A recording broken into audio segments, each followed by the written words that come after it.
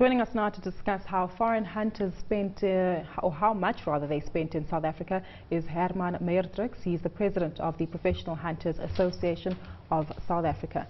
Hermann, thanks for joining us. It's an interesting organization that you take care of nonetheless. Tell us about it. What exactly do you do? When was it formed? What's your main mandate? Our main mandate is to look after the interests of the professional hunting industry. We were formed in 1978. We're the largest industry, or the largest association of our kind in the world. We have about 1,100 members. At the moment, our members comprise licensed professional hunters and licensed hunting outfitters, and their business really comprises of arranging hunts for foreign hunters that come and hunt in South Africa. So any hunt that is conducted by a foreign hunter in South Africa needs to be arranged by a hunting outfitter that is duly licensed in the province where the hunt takes place, and then the hunter is escorted and guided by a professional hunter that is also licensed in that province by the department. So that is really where we are. We look after the interests of our members and of course the industry, and we have a social responsibility side where we look after conservation issues and also community upliftment issues and empowerment issues. So when you explain this a little bit further, how does it work? So if I'm in the US, I call you guys and I tell you that I want to get into this part-time, and how does it work from there on? Once I place my phone call, and on what grounds do I start hunting? Because I know that you don't hunt in national parks. So do you have like private... No, most of the hunting takes place on private land. To answer that question, in South Africa there is about 21 million hectares in South Africa that is considered to be game country or wildlife country. But once you place your call, there has to be a proper agreement in terms of our law between the hunting outfitter and you as the hunting client, and that agreement needs to meet certain requirements in terms of our law. And then once you are here, the hunting outfitter will then employ a professional hunter to guide you and make sure that you comply with the laws of the land while you're in South Africa and hunting here, and of course also look after your safety and make sure that you have a good experience, because it is after all a tourism experience that you are paying for. Looking at some of the latest releases that you've sent out, it seems as though foreign hunters bring about 1.24 billion rand into the country. Now that's a lot of money. How exactly is that calculated? Because I understand that number differs from the Department of Environmental Affairs. It's interesting. The department's figures are about 400 million rand lower, and this is the figures that we have for 2012. The department's figures are purely based on the daily rate that the client would pay to the hunting outfitter to be in the hunting camp. Just over $3,000 US? Approximately over a 10-day period. And then of course the fees, the trophy fees or the species fees that they pay for the animals that they hunt.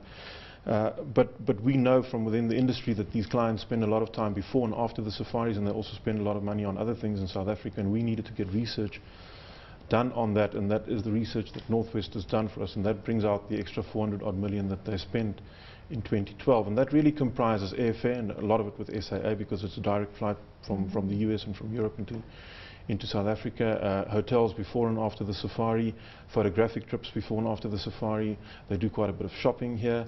The taxidermy, in other words the preparation of the hunting trophies, is quite a big industry. They spend a significant portion on taxidermy, and if the taxidermy is not done in South Africa, the trophies need to be shipped to their home countries, and that shipping is a highly regulated business, and also brings in quite a lot of money for the dipping and shipping and processing companies that take the trophies out. So that's largely what makes up the additional spending.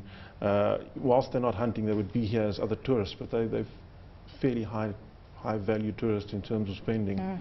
Sounds like an expensive sport. In terms of regulation, are you self-regulated or are you regulated by the government? No, we're regulated by government. I think we must be one of the most regulated industries in South Africa. For every province where you operate, you need a permit in that province. There is now a national register that is being put in place. Then there are national permits that we need to comply with. Then if you're a landowner, there are landowner permits that you need to comply with in terms of having the game on your land. You need to have permits to act as a tour guide if you do that as well. So it's highly regulated, and it happens at provincial level mostly. So most of our members operate in multiple provinces, so they would typically have 5 or 6 professional hunter permits and 5 or 6 hunting outfitter permits that needs to be renewed, anything from between once a year to every 3 years. So it's an ongoing monitoring thing, and you cannot renew your permit simply by applying for a renewal, and you cannot just get your permit by applying for it. You need to meet strict requirements. You need to write exams, you need to write law exams to make sure that you understand the legal requirements that pertain to hunting. You need to pass certain practical exams, and then to renew your permits you have to prove to the department that you are active in the industry and that you hunt, and you need to submit registers every year of every hunt that you do, and based on those registers they will renew your permit. If you cannot prove to them that you are active in the industry, your permit will in fact lapse, and you cannot operate legally without that. Well, let's look at, when you talk about the animals that people come and hunt, what sort of animals can they hunt and what sort of animals you're not allowed to touch? Well, that is by and large again regulated by provincial legislation and then national legislation in terms of our threatened and protected species regulations, the TOPS regulations. In terms of what we can hunt, South Africa has the largest diversity of legally huntable species in the world, probably, definitely in Africa. We have probably about 54 to 55 species that may be legally hunted, and that varies from small antelope right up to elephant and everything in between.